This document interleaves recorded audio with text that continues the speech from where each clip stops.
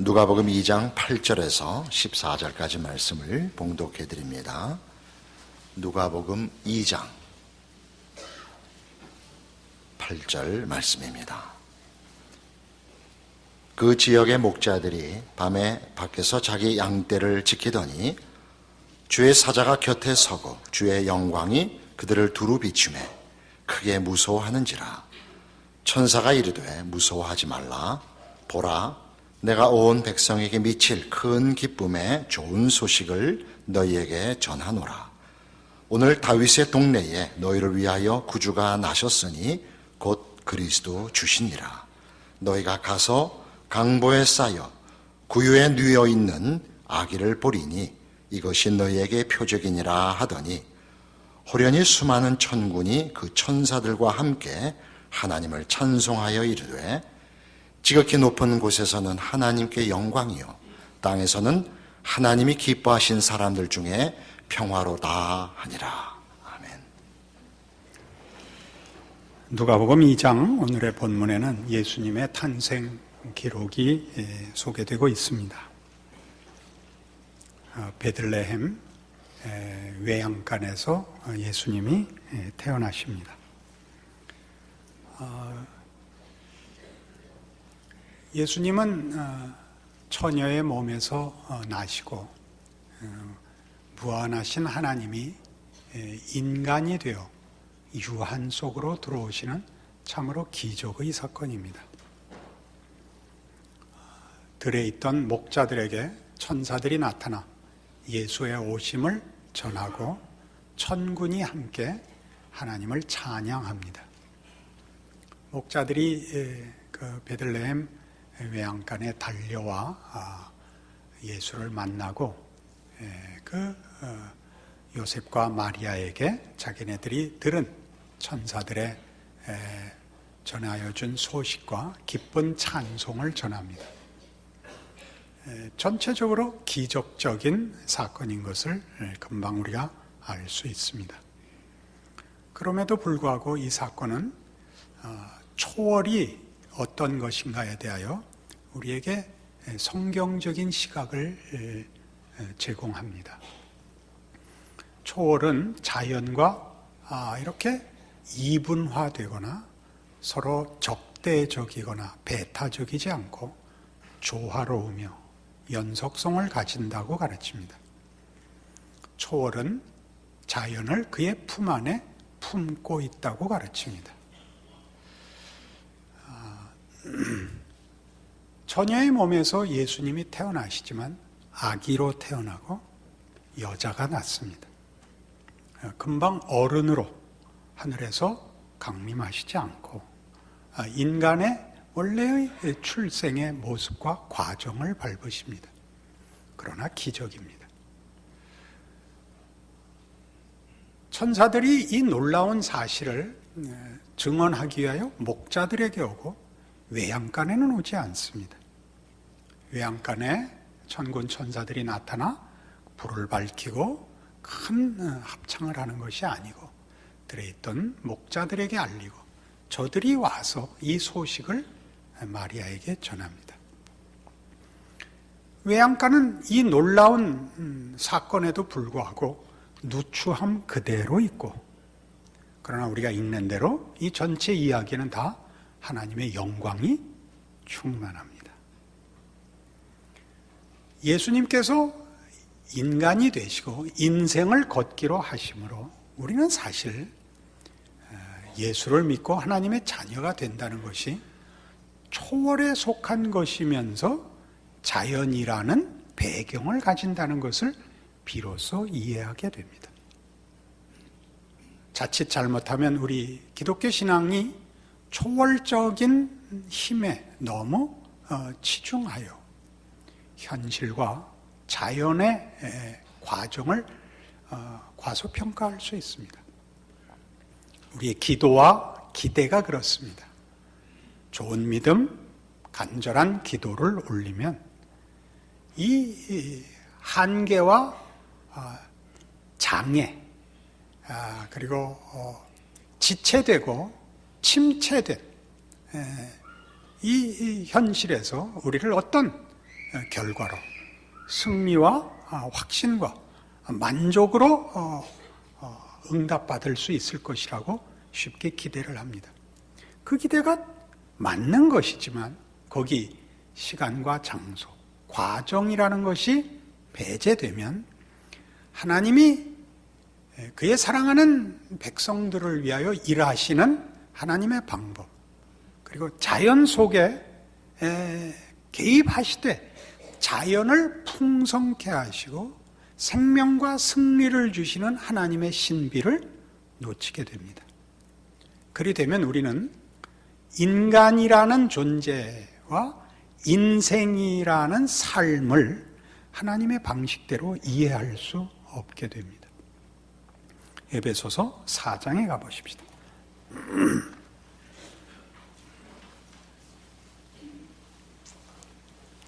313페이지 신약성경 에베소서 4장 17절입니다.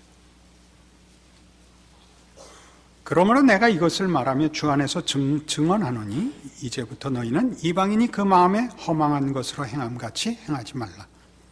그들의 총명이 어두워지고 그들 가운데 있는 무지함과 그들의 마음이 굳어짐으로 말미암아 하나님의 생명에서 떠나 있도다. 그들이 감각 없는 자가 되어 자신을 방탕에 방임하여 모든 더러운 것을 욕심으로 행하되 오직 너희는 그리스도를 그같이 배우지 아니하였느니라. 진리가 예수 안에 있는 것 같이 너희가 참으로 그에게서 듣고 또한 그 안에서 가르침을 받았을진데 너희는 유혹의 욕심을 따라 썩어져가는 구습을 따르는 옛사람을 벗어버리고 오직 너희의 심령이 새롭게 되어 하나님을 따라 의와 진리의 거룩함으로 지으심을 받은 새 사람을 입으라. 물론 이 대조는 우리에게 너무나 분명합니다. 그것은 도덕성과 종교성에서의 분명한 대비입니다. 방탕에 방임한, 그저 시간을 허비한, 아무런 목표와 내용이 없는 허망한 삶으로부터 거룩으로 분명한 목표와 내용과 가치로 부름을 받고 있습니다. 이 일은 도덕적이며 종교적이며 그리고 노력해야 되는 일들입니다. 그러나 이 대조의 중요한 것은 이겁니다. 우리가 예수를 믿지 않고 한 자연인으로 태어났을 때 인생에는 정작 목표할 목표가 없다는 사실입니다. 죽어버릴 짧은 생이고 성취할 덕목이 없습니다. 이 세상의 삶을 치열하게 만드는 오직 하나의 내용은 승부뿐입니다. 이길 것이냐 질 것이냐 뿐이고 그 승부는 적극적인 목적을 가지고 이기는 싸움이 아니라 경쟁자를 제거함으로써 살아남는 가장 부정적인 것에 불과합니다. 거룩으로의 부르심이라는 것은 누구를 죽여서 채울 수 있는 것이 아니지 않습니까? 우리가 우리 자신을 채워나가야 되는 문제이지 경쟁자를 제거하는 문제와는 거리가 멉니다. 여기에 기독교 신앙에 아주 놀라운 그 정체성이 있습니다. 이런 예를 들어봅시다. 테니스 역사에 여자 테니스를 이렇게 혁명적으로 바꾸어놓은 대표적인 인물이 나브라틸로바라는 선수입니다. 그 전까지 여자 테니스는 기술과 우아함의 문제였습니다. 그래서 그 당시 고전적인 테니스계를 대표했던 가장 위대한 선수는 크리스 에버트라는 선수입니다. 참으로 실력이 있고 우아하고 냉정한 사람이었습니다. 승부를 마음의 평정을 유지할 줄 아는 사람이라서 아이스 우먼이라는 별명이 붙은, 부정적으로는 냉혈한으로 들립니다만 그게 아니고 감정을 다스릴 줄 아는 선수로 소개됐었습니다. 적수가 없었는데 어느 날 나브라틸로바가 나타난 겁니다. 나브라틸로바는 사실 터미네이터 같은 여자였습니다.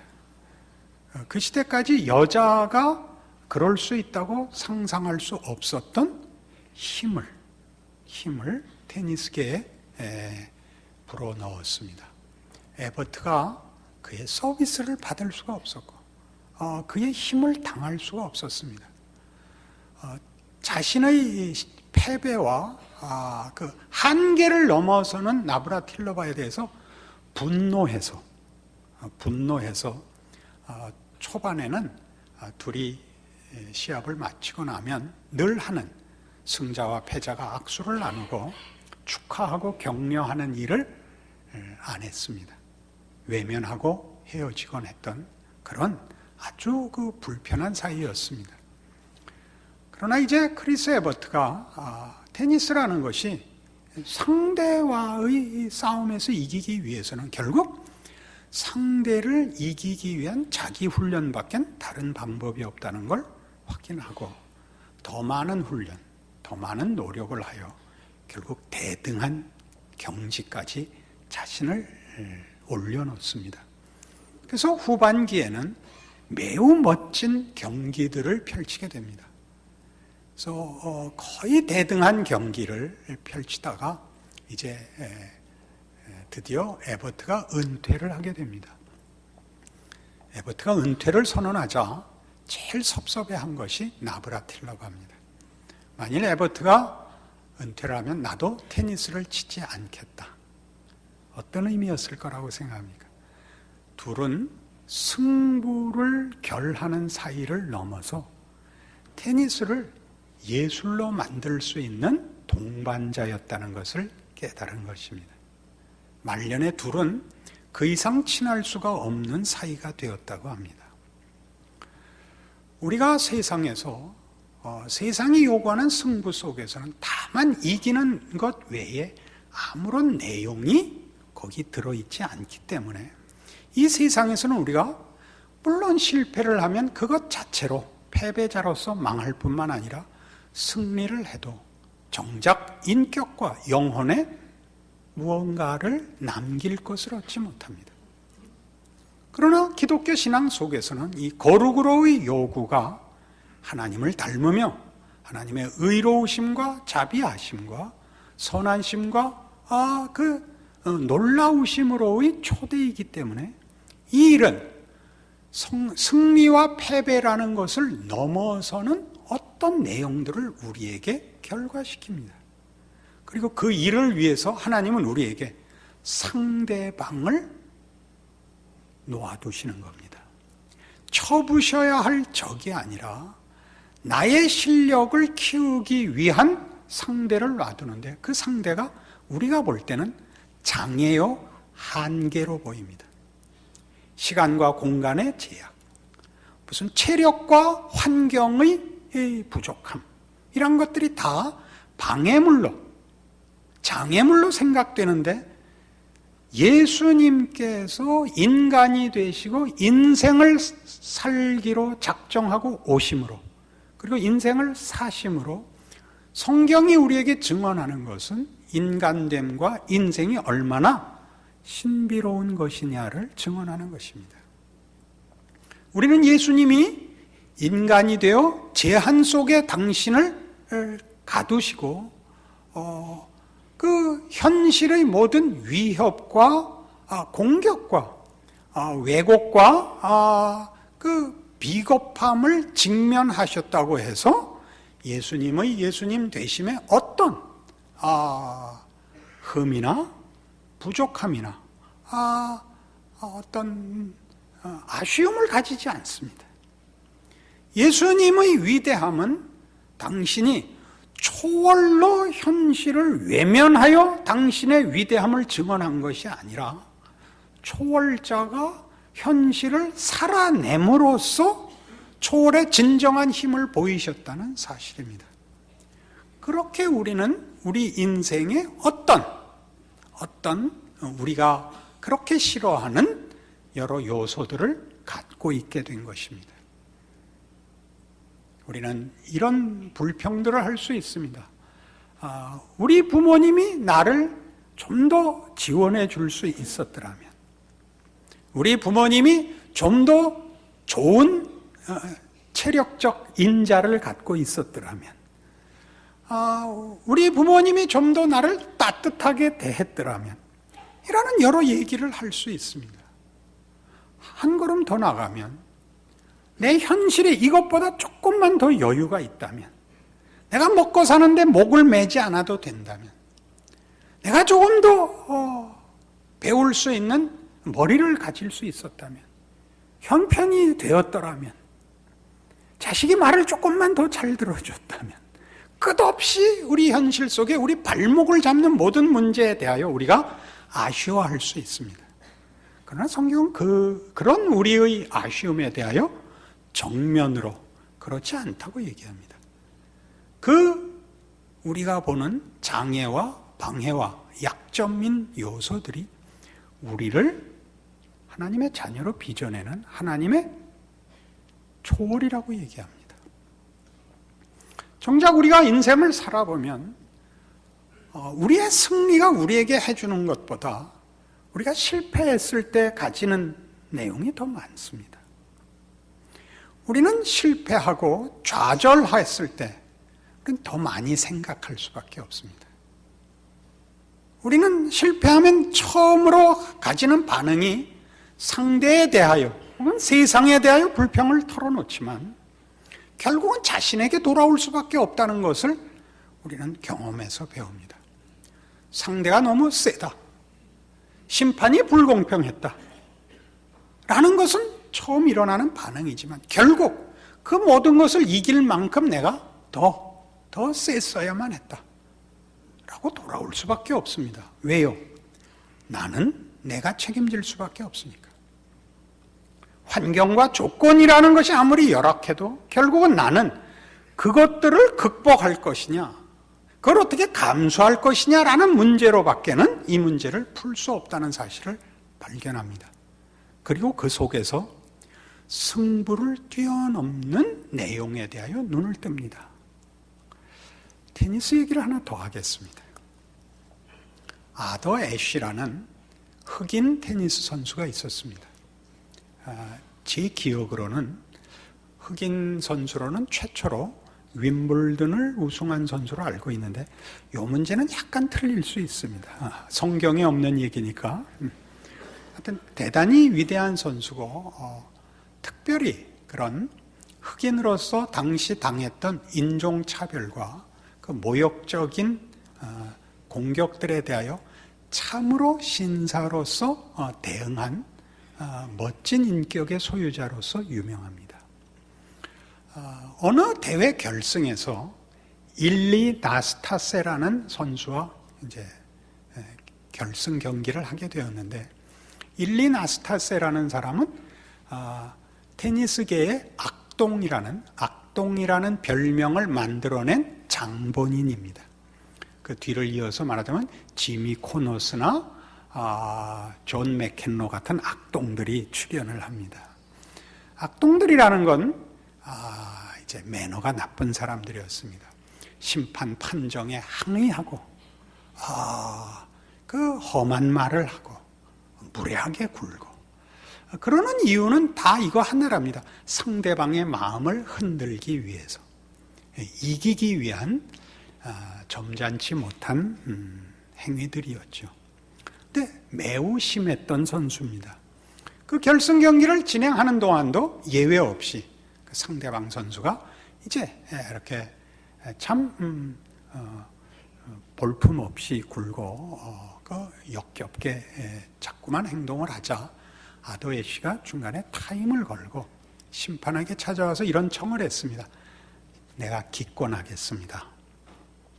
그러자 심판이 당신이 왜 이 경기를 기권하는가? 그 이유가 없지 않는가? 그러자 이 유명한 말을 했습니다. 내가 이 경기를 계속하면 볼 수 없는 골을 계속 연장해야 되니 그 골을 관중에게 보여주는데 한몫하는 것이 내가 해서는 안 될 일이라고 생각합니다. 그래서 그게 심판이 들어도 일리가 있어서 경기위원들을 소집해서 그 임원들과 이 문제를 상의했습니다. 그 임원들이 뭐라고 결정했는지 아십니까? 일리 나스타스에게 실격을 선언하고 아더 애쉬에게 웃음컵을 줬습니다. 여러분, 이런 얘기를 들으면 참 멋있죠. 인간에게는 비록 승부를 결하는 일에 부딪히는 한이 있어도 다만 이기는 것이 전부일 수는 없는, 그것보다 더 큰 속성이 있습니다. 인간성이라는 가장 중요한 본질인 것이죠. 승리를 위하여 인간성을 내어줄 수는 없다가 되었죠. 그러니까 인간성의 정말 깊고 높은 경지가 어디서 발휘되고 어디서 만들어지는가를 보십시오. 인간성을 포기해야만 얻을 수 있는 도전과 시험 앞에서 만들어지고 발휘된다는 걸 보셔야죠. 그가 멋있게 해서 이겨버린 것으로는 사실은 그가 얼마나 멋있는 사람인지, 또는 그 멋을, 진정한 덕목을 만들어간 그 과정을 우리가 알 수가 없습니다. 그러나 그것이 도전을 받고 시험을 받자 본인 자신에게도 분명한 선택을 해야 됐었고, 그 선택을 위하여 이 희생을 감수하게 만들어 본인에게나 제3자에게나 너무나 커다란 증언을 하게 되었습니다. 우리는 우리 인생 속에서 바로 이런 일을 만납니다. 우리는 현실이라는 무시무시한 도전자 앞에 있습니다. 여러분이 인생을 사시면 매 현실이, 모든 현실이 반복되어 이것으로 나타납니다. 세상의 위협입니다. 세상의 위협. 너 이길 것이냐 질 것이냐, 이기기 위해서는 네 모든 것을 포기하라는 위협과 시험 앞에 섭니다. 우리가 기껏 신앙을 지키기 위하여, 더 큰 덕목을 위하여 도덕성과 인격을 유지하려고 하면 세상은 여지없이 그것을 가지고 우리를 상처를 주고 아무런 대가도 우리에게 보상도 해주지 않습니다. 우리는 우리가 지켜야 하는 것을 무엇을 위해서, 왜 그래야 하는지 알 수가 없게 됩니다. 결국은 살아가면 무서운 현실만을 깨닫습니다. 지면 끝이야. 지면 끝이야. 이것 외에 다른 진리가 없습니다. 우리는 더 비정해지고, 더 악랄해지고, 더 메마를 수밖에 없습니다. 그러나 여기 답이 있습니다. 기독교 신앙의 위대함은 그렇지 않다라고 말할 수 있는 유일한 진리이기 때문입니다. 예수를 보라, 이렇게 된 거죠. 예수를 보라. 요한복음 15장으로 가십니다. 요한복음 15장 9절. 아버지께서 나를 사랑하신 것 같이 나도 너희를 사랑하였으니 나의 사랑 안에 거하라. 내가 아버지의 계명을 지켜 그의 사랑 안에 거하는 것 같이 너희도 내 계명을 지키면 내 사랑 안에 거하리라. 내가 이것을 너희에게 이름은 내 기쁨이 너희 안에 있어 너희 기쁨을 충만하게 하려 함이라. 내 계명은 곧 내가 너희를 사랑한 것 같이 너희도 서로 사랑하라 하는 이것이니라. 사람이 친구를 위하여 자기 목숨을 버리면 이보다 더 큰 사랑이 없나니 너희는 내가 명하는 대로 행하면 곧 나의 친구라. 이제부터는 너희를 종이라 하지 아니하리니 종은 주인이 하는 것을 알지 못함이라. 너희를 친구라 하였느니 내가 내 아버지께 들은 것을 다 너희에게 알게 하였음이라. 기독교가 그 신앙의 가장 중요한 본질을 사랑으로 제시하는 것은 놀라운 것입니다. 세상이 자신을 위하여 모든 것을 배척하고 모든 것을 파괴하라고 명령하는 데 대하여 성경은 상대방을 위하여 네가 죽어라 라고 우리에게 요구합니다. 그리고 하나님은 그런 분이시랍니다. 우리를 위하여 당신이 죽으실 수 있는 분이라고 얘기합니다. 세상은 반대로 얘기합니다. 세상이 유지되고 보존되기 위하여 나는 너희를 다 죽일 수밖에 없다고 얘기하는 것이 세상입니다. 그러니까 여러분은 선택하셔야 됩니다. 인간의 저 깊은 곳에서부터 묻는 질문에 답하셔야 됩니다. 나는 인간을 어떤 존재로 선택할 것인가 정하셔야 되는 것입니다. 다 죽이고 살아남는 존재가 될 것이냐, 남을 위해 내가 죽는 존재가 되어야 할 것이냐입니다. 그것은 우리 영혼의 질문이요, 우리 인격의 질문입니다. 내가 세상을 버리고 선택할 수 있는 것이 무엇이 있단 말입니까? 라고 물을 수밖에 없는 것이 매일 현실의 도전이죠. 이것이 전부다. 세상이 전부고 현실이 전부다. 여기서 도태되면 끝이다. 여기서 패하면 끝이다. 하나님이 그 아들을 보내요. 세상이 너희를 쫓아보내는 것 끝 아니다. 말씀하시는 것이 예수 그리스도의 성육신입니다. 왜요? 그도 죽으시거든요. 세상이 그를 죽인 것이 끝이 아니다. 더 있다. 세상은 그 큰 하나님의 통치와 복주심의 한 부분일 뿐이다. 그 속에서 너희가 큰다, 만들어진다, 복되게 한다. 내 뜻이며 나의 나됨이, 하나님의 하나님 되심이 요구하는 것들이다. 그러니 걱정 마라. 세상에 지지 마라.